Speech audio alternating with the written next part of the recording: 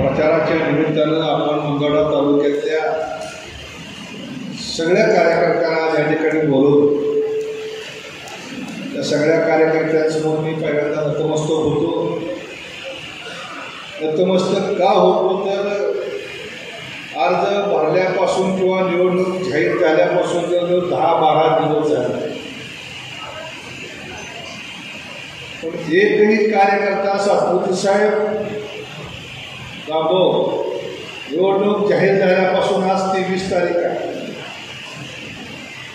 एकही कार्यकर्ता कुठल्याही दुसऱ्या पक्षाच्या उमेदवारांच्या सभेला व्यासपीठाला गेलेला नाही।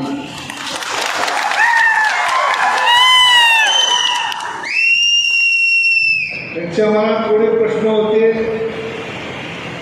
आणि मग या सगळ्यांचा एक सहकारी म्हणून माझी भूमिका होती की त्यांच्या शंकांचं निरसन करणं, त्यांचं मन स्वच्छ करणं। कारण ही निवडणूक आहे आणि ही निवडणूक मोकळ्या मनाने आपण आपल्या सगळ्यांनी करायची। आणि या ठिकाणी मी आदरणीय देवेंद्रजींचं मनापासून आभार मानणार आहे की त्यांनी या तालुक्यातल्या प्रमुख कार्यकर्त्यांना जवळजवळ 2 तास वेळ दिला, सगळ्यांशी वन-टू-वन चर्चा केली, सगळे प्रश्न समजून घेतले। त्यामुळं देवेंद्रजींचं सुद्धा मी या ठिकाणी पहिल्यांदा अभिनंदन करतो। या ठिकाणी विरुद्ध सातपुते अशी निवडणूक नाही, तर ही निवडणूक आहे नरेंद्र मोदी विरुद्ध तुम्हाला माहिती आहे। आणि तुम्ही अंतःकरणाला हात ठेवून सांगा, इथं बसलेल्या कोणाला वाटते की हा देश कोणाच्या ताब्यात गेला पाहिजे? बरोबर आहे, त्याची ही निवडणूक आहे। पण ही निवडणूक आहे, त्या निवडणुकीमध्ये संघटनेच्या ताकदीवरती आपण राजकारण करतो आणि संघटना चालती कार्यकर्त्याच्या ताकदीवर। आणि कार्यकर्ता हा विचारानं प्रभावित झाला पाहिजे, विचारानं पुढे गेला पाहिजे। या भूमिकेतनं गेली जवळजवळ 10 वर्ष 2013 सालापासून आदरणीय देवेंद्रजी फडणवीस साहेबांच्या नेतृत्वाखाली आपण सगळेच भारतीय जनता पक्षाचं काम करतो। बरोबर आहे ना? 14ची निवडणूक, 14ची लोकसभा, 19ची विधानसभा, 19ची लोकसभा आणि 21ची पोटनिवडणूक। आणि जेव्हा जेव्हा देवेंद्र फडणवीस साहेबांनी आपल्याला आवाहन केलं तेव्हा तुम्ही सगळेजण आमच्या पाठीमागे उभं राहिला, भारतीय जनता पक्षाच्या पाठीमागे उभं राहिला आणि त्यामुळं तुम्हाला विश्वासात घेतल्याशिवाय कुठलंही काम करायचं नाही हा निर्णय मी घेतला होता। आणि तुमच्या सगळ्या व्यथा देवेंद्रजींना सांगितलं कशा पद्धतीनं तुमच्या पुढे अडचणी आलेल्या आहेत, पण आपल्या वैयक्तिक सुखदुःखापेक्षा देश मोठा आहे, पक्ष मोठा आहे। त्यामुळं मी आपल्याला मागच्या आठवड्यात घेऊन बसलो, चर्चा केली आणि आपल्या सगळ्यांचं मत आलं काही करून मोदीजी तिसऱ्यांदा या देशाचे प्रधानमंत्री झाले पाहिजे। मग आपल्या सगळ्यांचं मत सकारात्मक आल्यानंतर आज आपल्या सगळ्यांना या ठिकाणी आम्ही बोलवलेलं आहे। माझी आपल्याला सगळ्यांना हात जोडून विनंती आहे, अत्यंत कठीण परिस्थितीतून देश पुढे जातोय। या देशाला 2047 साली जगाची महासत्ता बनवायचं आणि त्याकरता भारतीय जनता पक्षाच्या नेतृत्वाखाली राष्ट्रवादी अजित पवार गट, शिवसेना शिंदे गट, रासप, RPI आणि असंख्य मित्रपक्ष, रयत क्रांती संघटना आणि असंख्य मित्रपक्षाच्या सहकार्यावरती आपल्याला 2024ची निवडणूक जिंकायची। सातपुते साहेब, मी तुम्हाला आश्वस्त करतो, त्या सर्वसामान्य कार्यकर्ता आहे, पण मी गेली 10 वर्ष बघतो, माझी ओळख नव्हती, पाळख नव्हती। जेव्हा 2014च्या निवडणुकीमध्ये फडणवीस साहेबांनी मला इथं उभा राहायचा आदेश दिला, मला भारतीय जनता पक्षाचं चिन्ह मिळालं नाही, कपोशी चिन्हावरती तो उभा राहिला, तेव्हापासून हा कार्यकर्ता माझ्या माझ्याबरोबर प्रामाणिक आहे. 15, 20, 25 वर्षाचं राजकारण त्यांनी सोडलं. जेव्हा मी या कार्यकर्त्यांना आवाहन केले की 2021 साली आपल्याला भाजपचा आमदार या ठिकाणी निवडून द्यायचा आहे, तर मग धनाने या सगळ्या कार्यकर्त्यांनी सातपुते साहेब मनापासून काम केलं. गावातले गट विसरले, अन्याय विसरले आणि फक्त भाजपचा आमदार निवडून द्यायचा त्या एकाच भावनेनं या सगळ्या लोकांनी काम केलं. त्यामुळे ह्यांच्या भावना तुम्ही समजून घेतलेल्या आहेत. निश्चितपणे मला खात्री आहे की रामभाऊ हा सर्वसामान्य कार्यकर्ता, पक्षाचा कार्यकर्ता, तुमच्यासारखा कार्यकर्ता. त्याचे आई वडील कोणी आमदार, खासदार, मंत्री नव्हते. सर्वसामान्य मजुराचा कार्यकर्ता का मुलगा, भाजपचा सामान्य विद्यार्थी संघटनेचा कार्यकर्ता. आणि मला माहिती आहे की 2012 साली पहिल्यांदा माझी ओळख रामभाऊची करून दिली चंद्रकांत दादा. तेव्हा विधानसभेच्या निवडणुका लागायच्या होत्या. रामभाऊच्या किती ओळखी होत्या मला माहीत नाही. एकदा 2018 अर्बन बँकेमध्ये चंद्रकांत दादा घेऊन आले आणि मला सांगितले की मालक, तेव्हा मोहिते पाटील भाजपमध्ये यायचे होते, मला सांगितले की मालक हा आपला पक्षाचा एक सामान्य कार्यकर्ता आणि ह्याला पक्षाने ठरवलं की ताकद द्यायची आहे आणि माळशिरसच्या विधानसभेला उभं करायचं. ही सगळी जबाबदारी संघटनेने घेतलेली आहे आणि आपण सगळ्यांनी यांना आशीर्वाद दिले पाहिजे. बरोबर आहे रामभाऊ? पुढे राजकारण घडलं, रामभाऊ उभा राहिले, रामभाऊ आमदार झाले.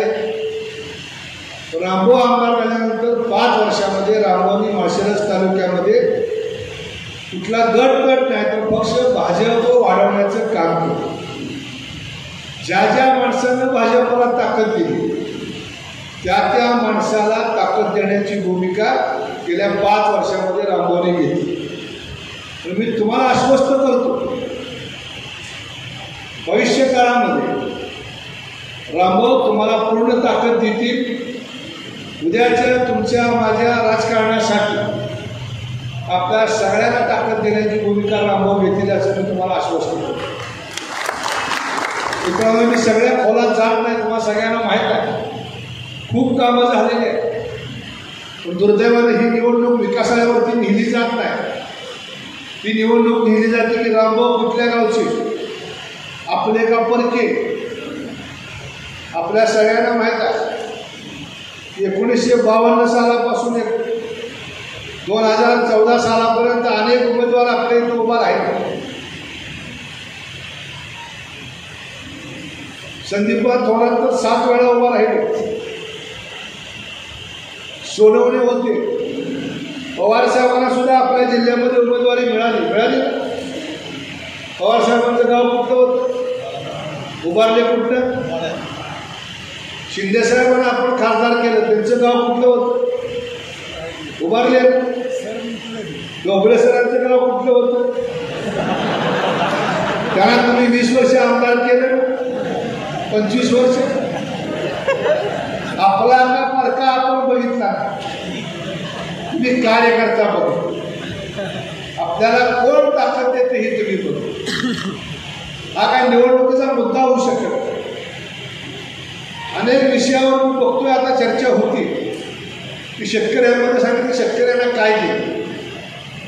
मोदी सरकारने 6,000 रुपयाची पेन्शन सुरू केली. गेल्या 5 वर्षामध्ये 16वा हप्ता तुम्हाला मिळालेला आहे. एका वर्षामध्ये 72,000 कोटी रुपये देशातल्या शेतकऱ्यांना पेन्शन दिली जाते. 5 वर्ष झाली, 16 हप्ते आले. 5 वर्षात 375 लाख कोटी रुपये शेतकऱ्याच्या खात्यावर मोदी सरकारने जमा केलेत का नाही, केलेत का नाही. पेन्शन कुणाकुणाला मिळते, हात वर करावं.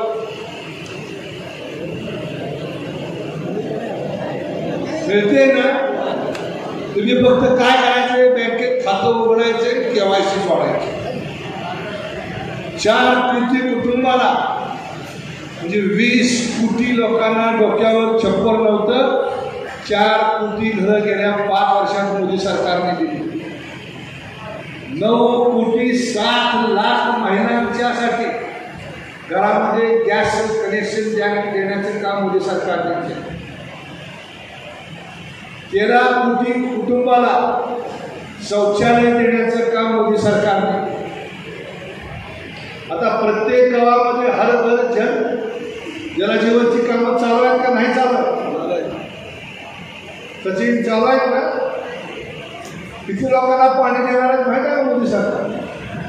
13 कोटी कुटुंब म्हणजे एका कुटुंबात 5 माणसं धरली तर 65 कोटी लोकांना 2025 सालापर्यंत नळातून घरात पाणी देण्याचं काम मोदी सरकारने सुरू केलेलं आहे.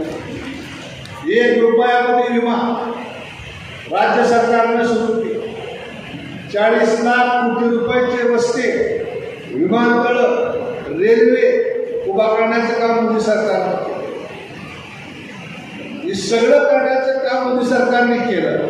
पण या कुठल्याही कामावरती विरोधक बोलत नाही, फक्त रामभाऊ आपला कपाळ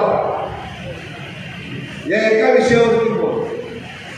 मी तुम्हाला सांगतो, रामभाऊला भेटायला तुम्हाला मुंबईला जावं लागणार नाही.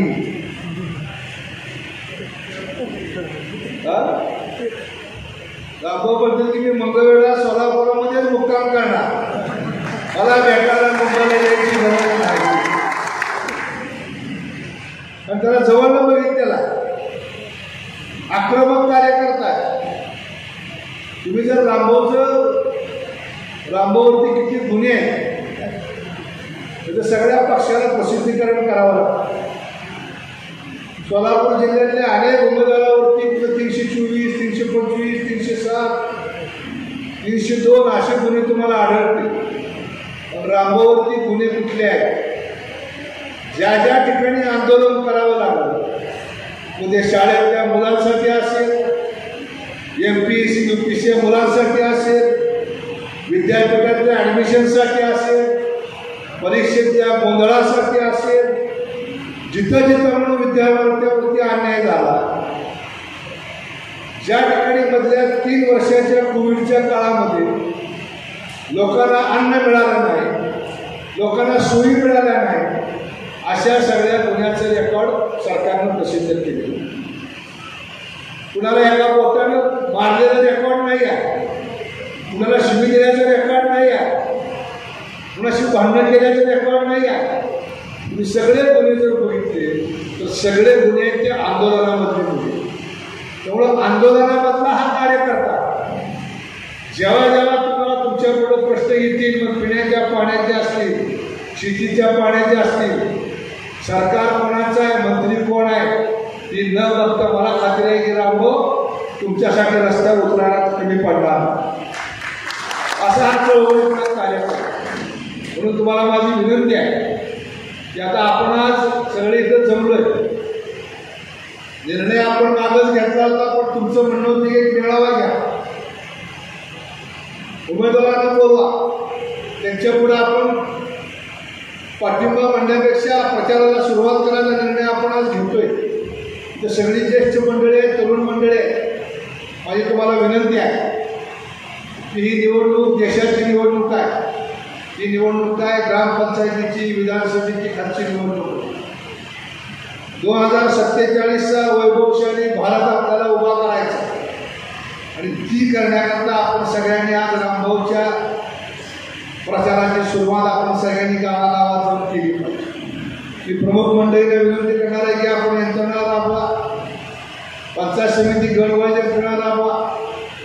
पण आपल्या सगळ्यांचे जे महत्त्वाचे प्रश्न आहेत पाण्याची, शेतीच्या, तुम्हाला माहीत आहे की टेंबू म्हैसाळचं पाणी होतं. सलगरचे आमचे जे विठ्ठल सर आहेत, लवंगीचे, भागवत, सगळीच मंडळी असतील. 6 गावाला पाणी वाढवून द्यायचा विषय होता. आम्ही सगळे मुंबईला गेलो होतो मागच्या विधानसभेच्या निवडणुकीच्या अगोदर. लोकसभेच्या निवडणुकीच्या अगोदर त्या 6 गावाची पाण्याचं नियोजनाचा आदेश देण्याचा फडणवीस साहेबांनी महाजन साहेबांना सांगितलं आणि रस्त्यावर गाडीच्या बॉनेटवर कागद ठेवून, बरोबर आहे ना, सलगरपासून खालची गावं बॉनेटवर ठेवून सही केली. त्या 6 गावाला पाणी द्यायचं. मोठे मालक उभा झाल्यानंतर फडणवीस साहेबांची सभा मंगळवेढ्यात झाली. तिथं साहेबांनी सांगितलं होतं की मोठ्या मालकाला तुम्ही निवडून द्या, की तुमच्या गावाला पाणी देतो. सांगितलं होतं का नव्हतं सांगितलं? दुर्दैवानं आपला पराभव झाला. पोटनिवडणुकीमध्ये तुम्ही सगळे मतभेद विसरला. फडणवीस साहेबांना सांगितलं की तुम्ही माझ्या मागं उभं राहणार, अजून माझ्या मागं उभं राहा, मी तुम्हाला पाणी देतो. आज जी काही 15, 20, 24 गावची योजना आहे त्याला मान्यता दिली की तुमचं सगळ्या कार्यकर्त्याचं श्रेय आहे. आज नेते मंडळी श्रेय घेत असतील, पण गेल्या 4 निवडणुकांमध्ये जी ताकद तुम्ही भारतीय जनता पक्षाला दिलेली आहे त्या ताकदीचं हे श्रेय आहे. शिवानंद पाटलांनी सांगितलं, दामाजी कारखान्याची निवडणूक तुम्ही लढला, तालुक्यानं तुम्हाला डोक्यावर घेतलं, निवडून दिलं, पण कारखाना चालवायला कसा? 200 कोटीचं कर्ज डोक्यावरती, तरी 2 हंगाम शिवानंद पाटील त्यांच्या सगळ्या सहकार्याने ताकदीनं बाहेर काढले, चालवले. केंद्र सरकारच्या फंडातून कारखान्याला पैसे पाहिजे होते. शिवानंद पाटील मला म्हणायचे, मालक आपल्या कारखान्याला पैसे आले पाहिजे. मी म्हणायचं जेव्हा सरकारचा निर्णय होईल तेव्हाच आपण बघू. या राज्यातल्या 13 कारखान्याला मदत घेण्याचा निर्णय झाला. ते मला म्हणायचे मुंबईला जाऊ. मी म्हणायचं थांबू द्या, वाट बघा, जाऊ, काळजी करू नका. अहो म्हणजे सगळे आमदार मुंबईत जाऊन बसले, तुम्ही आम्हाला नाही कसं म्हणताय? आपला कारखाना वगळला जाईल. मी म्हणलं माझ्या नेत्यावरती विश्वास आहे. शिवानंद पाटील ते हजर आहेत, वाडदेकर आहेत, सगळे संचालक होते. मी म्हणलं मुंबईला जायची गरज नाही, फक्त एक SMS टाकला मोबाईलवरती मी की साहेब दामाजी कारखाना अडचणीत आहे आणि या दामाजी कारखान्याला 100 कोटीची मदत दिली पाहिजे. मला उलटा SMS आला माझ्या मोबाईलमध्ये अजून आहे. द्यायची का? एवढा शब्द होता. म्हणलं हो, द्यावी लागते. पण तुम्हाला आश्चर्य वाटेल, आमदारांचे मंत्र्याचे कारखाने होते, त्या 13 लोकांच्या यादीत पहिलं नाव आलं श्री संत दामाजी सहकारी साखर कारखाना. बरोबर आहे का नाही? त्यामुळे एवढा नेता आपला खंबीर आहे, तुम्ही कशाचीही काळजी करू नका. मी नेत्याला शब्द दिला होता, मंगळवेढ्याचा आमदार भाजपचा करीन. तुम्ही 80,000 मतं माझ्या मागे उभा केली होती. त्या मताच्या ताकदीवरती आपण शब्द दिला आणि तो शब्द आपण खरा करून दाखवला. आणि हा विश्वास राजकारणामध्ये सगळ्यात महत्त्वाचा. त्यामुळे तुम्हाला आज इथं सांगतो की जेव्हा अशापर्यंत मी तुम्हाला वाऱ्यावर सोडणार नाही. आणि भविष्य काळामध्ये उद्याचा दिवस आपला असणार आहे. मला तुमच्या आशीर्वादाची गरज आहे. आपला नेता खंबीर आहे. असे किती 25, 15, 30, 54 काय असेल ते जाऊ द्या. तुम्हाला काही कमी पडणार आहे तसं मी तुम्हाला देतो. आणि आजपासून ही निवडणूक आपण हातात घ्यायची आहे. ही निवडणूक कार्यकर्त्याची निवडणूक आहे असं समजून आपल्या गावामध्ये आपल्या सगळ्या समर्थक, सगळ्या कार्यकर्त्यांमध्ये आपण सगळ्यांनी घरोघर जावं. रामभाऊ सातपुते स्वतः तुम्ही आहेत असं समजून, कारण प्रत्येक गावात काही येऊ शकणार नाही. कारण 6 तालुके, जो 700 गावं, महानगरपालिका, नगरपालिका, वार्ड, त्यामध्ये परत नरेंद्र मोदींची सभा, फडणवीस साहेबांच्या सभा, अजून प्रत्येक गावामध्ये उमेदवार पोचू शकत का नाही शंका आहे. तेव्हा आपणच रामभाऊ सातपुते आहोत असं समजून भविष्य काळाच्या सगळ्या निवडणुकांसाठी तयारी करण्याकरता आजपासून तुम्ही कामाला लागावं एवढं त्या निमित्ताने मी तुम्हाला आवाहन करतो. आणि अतिशय 1 दिवसाच्या नोटीसमध्ये आपण आमंत्रण दिलं, आपण सगळे इथं आलात, त्याबद्दल मी आपल्या सगळ्यांच्या मनपूर्वक या ठिकाणी आभार व्यक्त करून मी थांबतो. उद्याची मोदींची सभा सोलापूरला 30 तारखेला आहे, दुपारी 2 वाजता माळशिरसला आहे. 9ला सोलापूर आली, तुमची सभा 9ला, तुमची करून माळशिरस. अच्छा, असं केलं. पण आम्हाला काहीतरी टायमिंग दुपारी 1 ते 1:30 दिली. सोलापूरची सभा ही 30 तारखेला सकाळी 9 वाजता आहे. आपल्या सगळ्यांना सभेला जायचंय, त्याची व्यवस्था केली जाईल. प्रत्येक गावात आपले सगळे कार्यकर्ते घेऊन आपण सभेला उपस्थित राहावं अशी विनंती करतो आणि मी थांबतो. धन्यवाद. जय हिंद, जय महाराष्ट्र. धन्यवाद. मला भेटायला मी कधीही पाटील साहेब तुम्हाला अतिशय विनम्रतेने सांगतो, कधीही कुणाला या कार्यकर्त्याला पांडुरंग परिवाराच्या कधीही म्हणणार नाही की तुम्ही इकडून चिठ्ठी आणा, हे करा, फोन आणा, अजिबात नाही. मालकांचा कार्यकर्ता आहे, पांडुरंग परिवाराचा कार्यकर्ता आहे असं सांगितलं आणि आपण मला कुणी भेटला तर निश्चित काम करेल हे मी आपल्याला आश्वस्त करतो. त्याच्यामुळे काळजी करायचं कारण नाही.